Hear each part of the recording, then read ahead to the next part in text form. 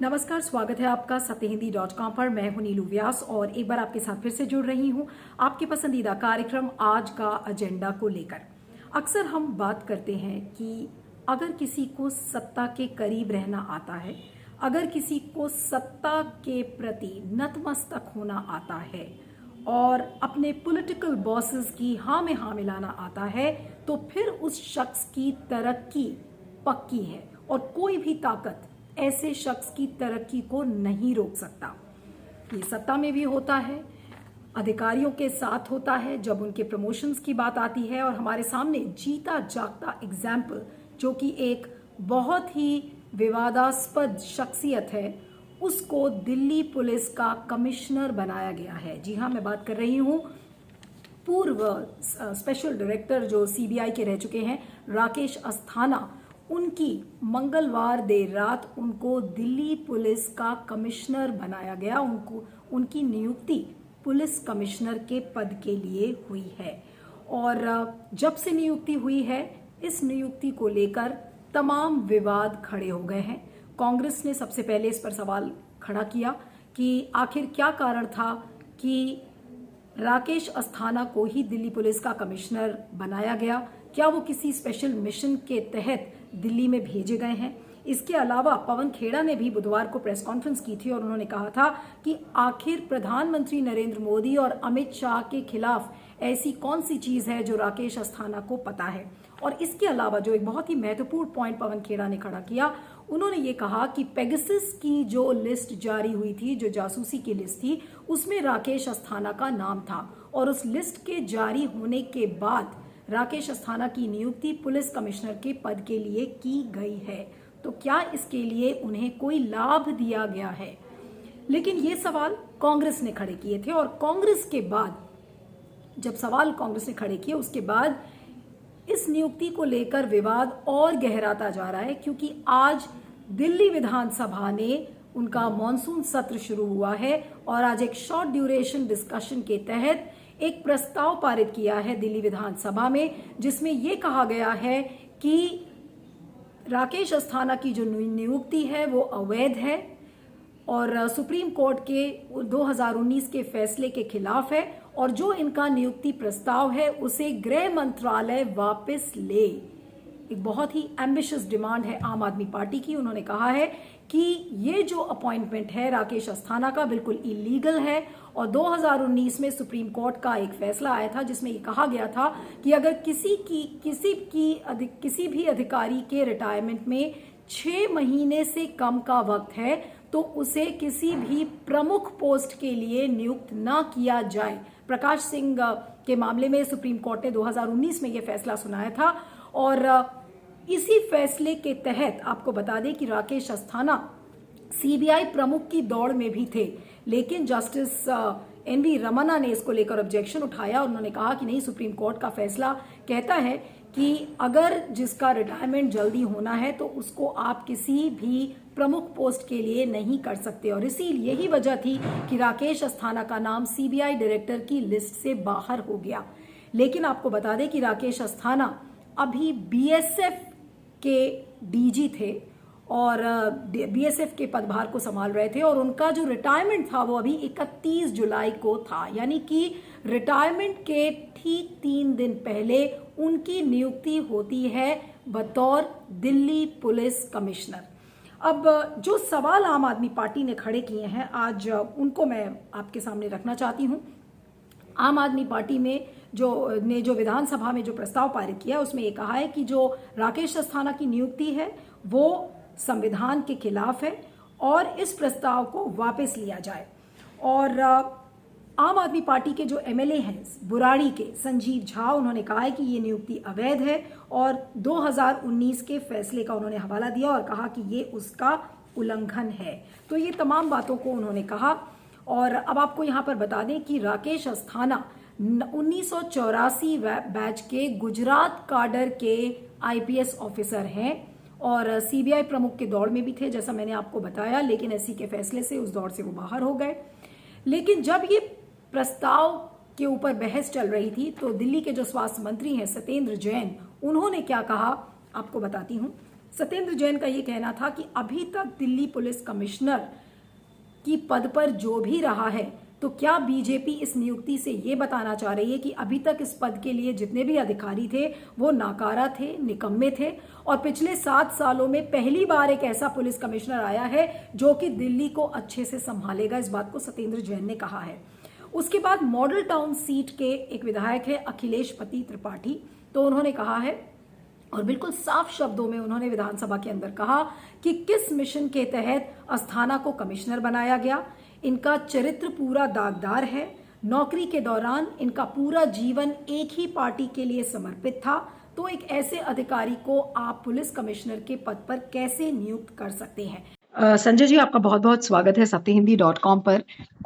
ये राकेश अस्थाना की नियुक्ति को लेकर जो एक विवाद खड़ा हुआ है, और पहले कांग्रेस ने इसको लेकर शोर मचाया, फिर अब आम आदमी पार्टी ने आज एक प्रस्ताव भी पारित किया है विधानसभा में। तो क्या कहना है पार्टी का एग्जैक्टली, और जो गृह मंत्रालय है ये इस तरीके की नियुक्तियों के पीछे ये मंशा क्या लगती है आपके हिसाब से?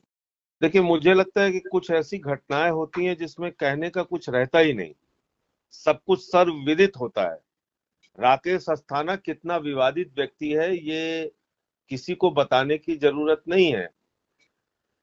कितना इसको लेके विवाद हुआ पूरे देश में, जब सीबीआई डायरेक्टर का इशू हुआ था उस टाइम में। और ऐसे व्यक्ति को जो 3 दिन पहले रिटायरमेंट के 3 दिन पहले 1 साल का एक्सटेंशन दिया जाता है, और उसके बाद उसको दिल्ली जैसे देश की राजधानी के महत्वपूर्ण कमिश्नर के पद पे बैठा दिया जाता है। तो इसमें एक तरफा जो सरकार अपने चहेते लोगों को इम्पोर्टेंट पोस्ट पे बैठाना चाहती है, और खास तौर से गुजरात कैडर के अधिकारियों को, तो ये साफ तौर पे इसमें दिख रहा है। आज इसके बारे में एक और विवादित मामला सामने आया कि जब ये सूरत में पुलिस कमिश्नर था, उस समय इसने पुलिस कल्याण बोर्ड से बीजेपी को 20 करोड़ रुपए दिया था चंदे के लिए। तो ऐसा व्यक्ति आपने दिल्ली का पुलिस जो कि सुप्रीम कोर्ट के जजमेंट के खिलाफ भी है। प्रकाश सिंह के मामले में जो जजमेंट है सुप्रीम कोर्ट का, वो साफ कहता है कि अगर कोई पुलिस अधिकारी, कोई आईपीएस 6 महीने रिटायरमेंट के रह जाए, तो उस वक्त आप उसको डीजीपी या कमिश्नर या किसी ऐसे इंपॉर्टेंट पोस्ट पे नहीं रख सकते हैं जी। तो आपने सारी चीजों का वायलेशन करके बस एक सनक आपको सवार है कि नहीं नहीं हमको अपने लोगों को ही हर जगह बैठाना है, तो उसके तहत आपने ये काम किया है।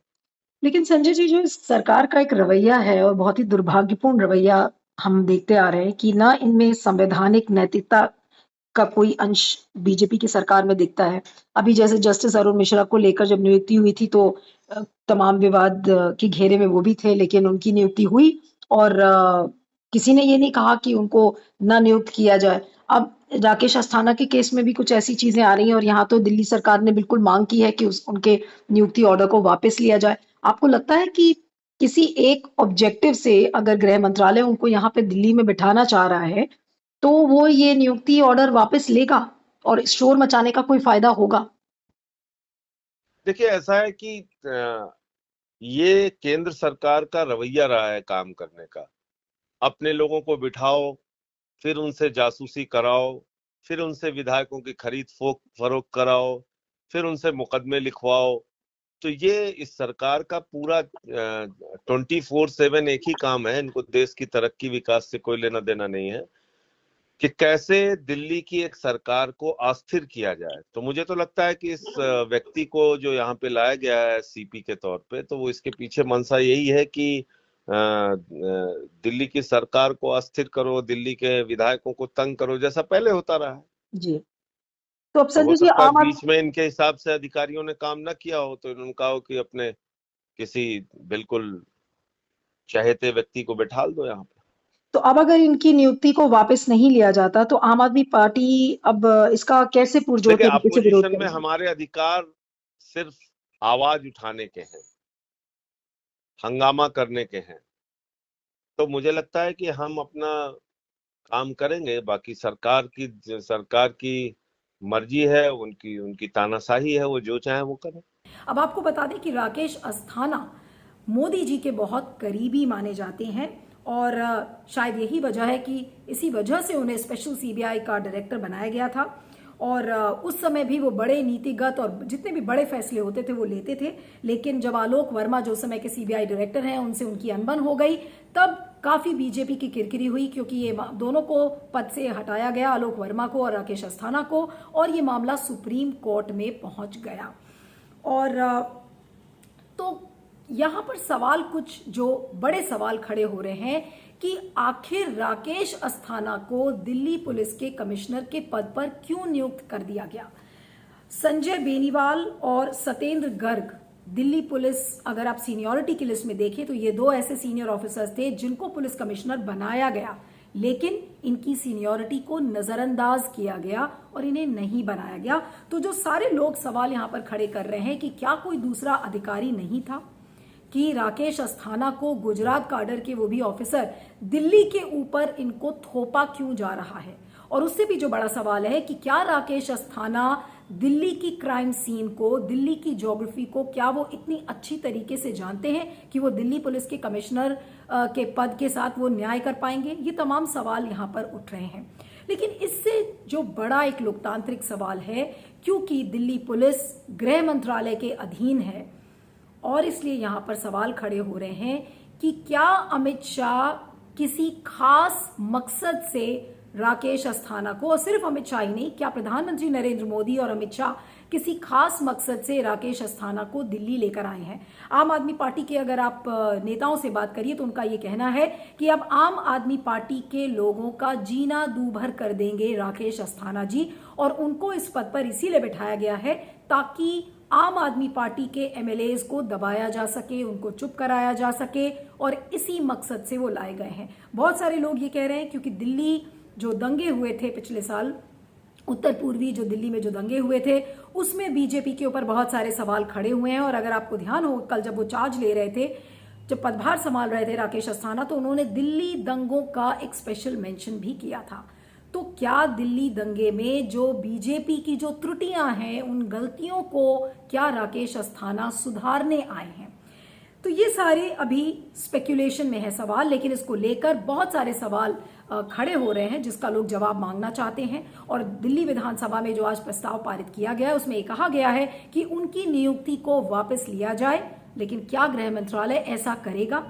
एक ऐसा मंत्रालय और एक ऐसी सरकार जो कि संवैधानिक नैतिकता को बिल्कुल मानती ही नहीं है। किसी भी विपक्षी पार्टी का रोल क्या होता है? जनता की आवाज को उठाना। तो चाहे वो आम आदमी पार्टी हो, चाहे कांग्रेस के लोग हों, आज वो जनता की आवाज उठा रहे हैं।